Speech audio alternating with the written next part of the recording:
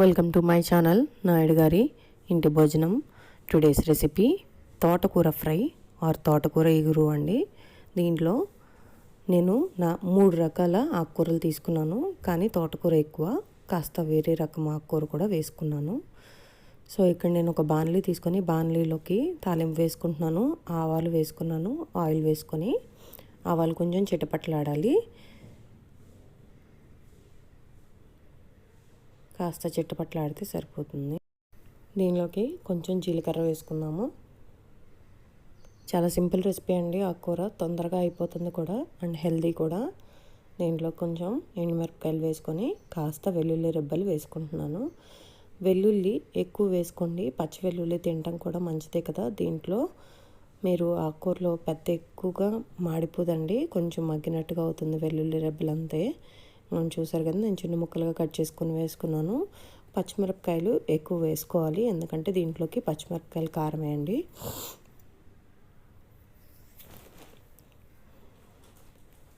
కరివేపాకు కూడా వేసుకొని తాలింపు వేగిన తర్వాత దీంట్లోకి కాస్త పసుపు వేసుకొని ఆకుకూర వేసుకోవడమే అండి.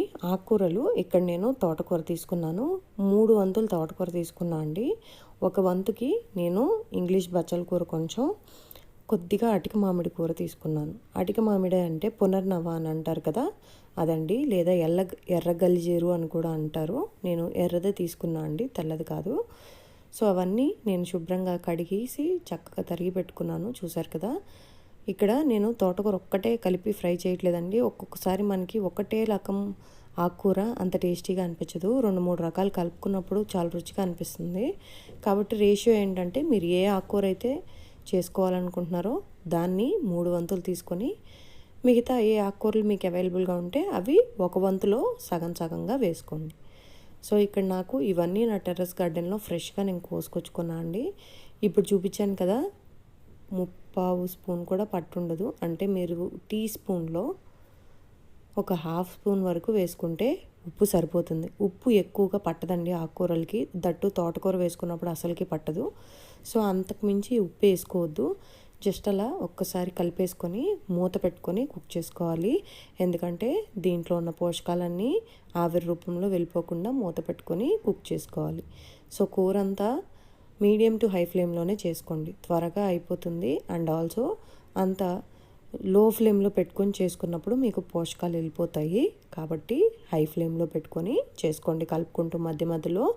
మీరు మూత పెట్టినప్పుడు మాత్రం మీడియం ఫ్లేమ్ పెట్టుకోండి, మీరు కలిపేటప్పుడు హై ఫ్లేమ్ పెట్టుకోండి. అయితే ఇక్కడ నేను తీసుకున్న కూరల గురించి చెప్తాను. తోటకూర మనకి హై ఫైబర్ అండ్ ప్రోటీన్ ఉంటుందండి. It's good for weight loss కూడా, డైజెషన్ కూడా మంచిగా అవుతుంది, గట్ హెల్త్కి కూడా చాలా మంచిది. అండ్ ఆల్సో ఇక్కడ ఎర్ర గలిజేరు గురించి చెప్పుకోవాలంటే, అది లివర్ ఇష్యూస్ని రెక్టిఫై చేస్తుంది. అండ్ ఆల్సో ఇంకా చాలా చాలా హెల్త్ బెనిఫిట్స్ ఉంటాయండి. కిడ్నీస్కి కూడా వర్క్ చేస్తుంది, కిడ్నీస్ ఫంక్షనింగ్ కోసం. అండ్ ఆల్సో ఇంగ్లీష్ బచ్చల కూర బ్లడ్ థిన్నింగ్కి వర్క్ చేస్తుంది. సో మీరు ఈ ఆకుకూరలు ఎంత ఇంక్లూడ్ చేసుకుంటే అంత మంచిదండి. నేను ఇక్కడ తోటకూర ఎక్కువగా ఎందుకు తీసుకున్నా అంటే, ఎర్రగలిజేరు మీరు పప్పులో వేసుకోవడానికో లేకపోతే పులుసు కూర చేసుకోవడానికి బాగుంటుంది, కానీ ఫ్రైగా చేసుకున్నప్పుడు మెత్తగా వస్తుంది.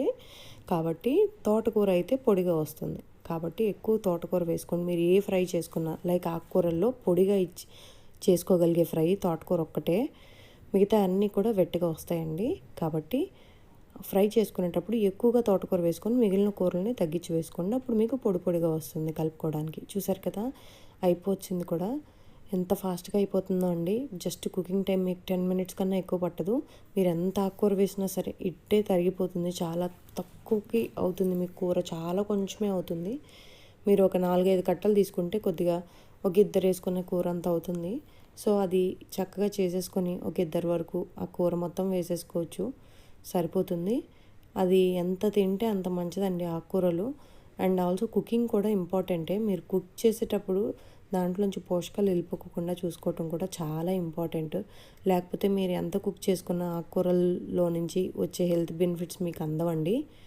సో ఎంత క్విక్గా చేసుకోగలిగితే అంత క్విక్గా చేసుకోవటమే.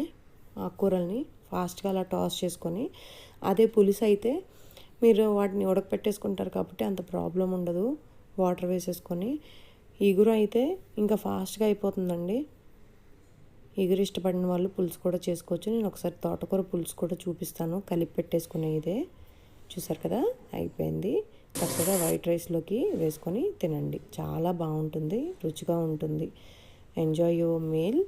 Please do subscribe, like and share my videos to your friends and family. And నా వీడియోస్ చూసిన వాళ్ళందరూ సబ్స్క్రైబ్ చేసుకుంటారని అనుకుంటున్నాను.